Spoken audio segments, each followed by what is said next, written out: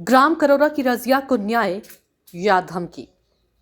खुर्जा तहसील में समाधान दिवस बना अफसरों का मनोरंजन दिवस। इंसाफ की चौखट पर खड़ी रजिया की आंखें नम है। खाता संख्या 1008 की पीड़ा क्या अफसरों को कम है? साहब फोन में मशरूफ है, उन्हें दर्द कहां दिखता है? यहां कलम से इंसाफ नहीं, सिर्फ गरीब का डर लिखता है। उत्तर प्रदेश जनपद बुलंदशहर की खुर्जा तहसील से एक ऐसा मामला सामने आया जो उत्तर प्रदेश सरकार के त्वरित न्याय के दावों की पोल खोल रहा है। ग्राम करोरा की निवासी रजिया पत्नी यामीन अपनी निजी भूमि के विवाद को लेकर न्याय की गुहार लगा रही है, लेकिन प्रशासन की कार्यशैली उन्हें न्याय के बजाय मानसिक प्रताड़ना दे रही है। अवैध नाली और चक्रोड़ का विवाद पीड़ित महिला रजिया का आरोप है कि उनके निजी खेत से जबरन नाली और चक्रोड़ निकाली जा रही है। जब वह अपनी शिकायत को लेकर संपूर्ण समाधान दिवस में तहसीलदार महोदय के पास पहुंची तो वहां का नजारा देख वह दंग रह गई। अधिकारी अपनी जिम्मेदारी निभाने के बजाय अपने अपने मोबाइल फोन में डूबे हुए थे।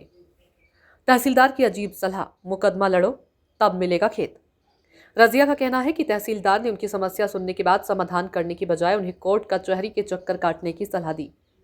तहसीलदार ने कथित तौर पर कहा कि मुकदमा दर्ज करो तब खेत अपनी सही जगह पहुंचेगा। सवाल तो यह है कि एक गरीब किसान परिवार मुकदमे का भारी खर्च और वकीलों की फीस कहां से लाएगा? इंसाफ मांगने पर मुकदमे की धमकी हद तो तब हो गई जब रजिया ने अपनी जमीन से नाली हटाने की मांग की। आरोप है कि इस पर तहसीलदार साहब ने रजिया और उनके परिवार पर ही मुकदमा दर्ज कराने की धमकी दे दी। क्या एक पीड़ित का अपनी संपत्ति की रक्षा करना अब अपराध बन गया है?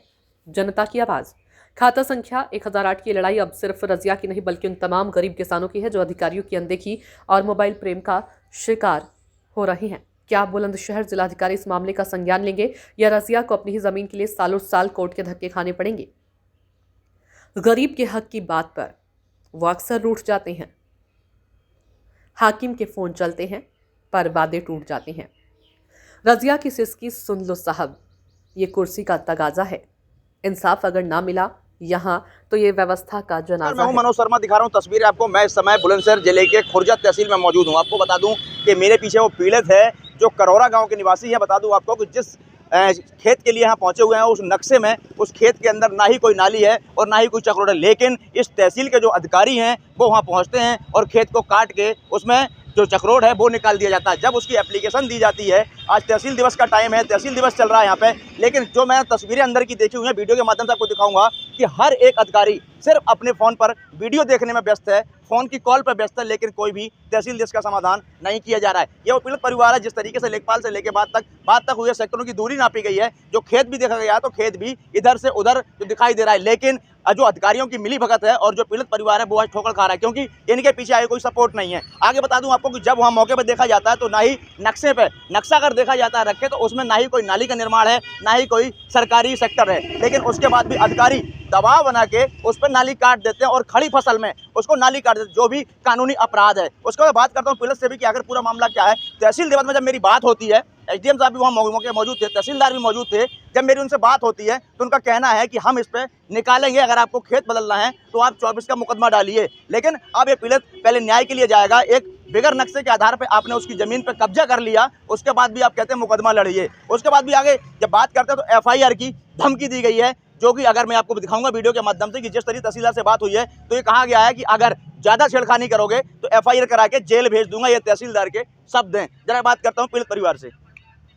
क्या है मामला पूरा तुम्हारा? आज तीसरे दिन रहती है ये कि कभी मेड़ निकालना, कभी चक्रोड़ निकालना, कभी कहते हैं कि ये नाम ही नहीं है, इसके यामीन अहमद के नाम ही नहीं है, तो फिर ये आए दिन परेशान करते हैं सरकारी अधिकारी जा जाकर। अगर मैं पैसा दे जाती हूँ तो मेरी रुक जाती है रास्ता। अब मेरे पास कितना पैसा लाऊं, मेरे हस्बैंड बीमार रहते हैं, एक ये बेटी है, एक छोटा बेटा है, और मैं इनको पढ़ाऊँ या रोटियाँ दूँ या मैं अपने हस्बैंड की बीमारी की दवाएँ दिलाऊँ। खेत का नंबर क्या है आपका? 1008। उस खेत में कहीं भी नक्शे में क्या दिखाई दे रहा है आपको? अब तो इन्होंने नाली निकाल दी, मेरी मक्का में हो गए, मक्का काट दी। मक्का लगा हुआ था खेत में? हाँ, मक्का काट के नाली निकाली गई है। निकाल दी गई। जो नक्शा ये बता रहे हैं कि नक्शे में सेक्टर है उसमें, तो क्या वो नक्शे में आपके है? नहीं है, वो नक्शे में कुछ नहीं है। कुछ नहीं। क्या कह रहे हैं अधिकारी आप यहाँ पहुँचे? ये कुछ नहीं, ये कह देते हैं कि मुकदमा लड़िए और तुम्हारा ये है ही नहीं, दूसरी जगह जाइए। जब ये नाली निकालने के लिए आए तो मेरा खेत भी उतर कर दो जिधर भी है। मेरे पास इतनी ताकत नहीं है, ना तो लड़ने की है ना ही पैसा खर्च करने की है। अभी जो बात हुई है तहसीलदार ने आपको क्या कहा है? उन्होंने कहा है कि FIR कर दूंगा, जो मैंने लिखना था लिख दिया, वो चेक करेंगे मौके पे क्या है और FIR कर दूंगा ज़्यादा छेड़खानी की तो। छेड़खानी की। कब से परेशान हो रहे हैं आप इस खेत को 2 लेकर? साल से 2 साल से परेशान हो। हाँ। अभी तक कोई नाप तोलन नहीं, नहीं? कुछ नहीं है।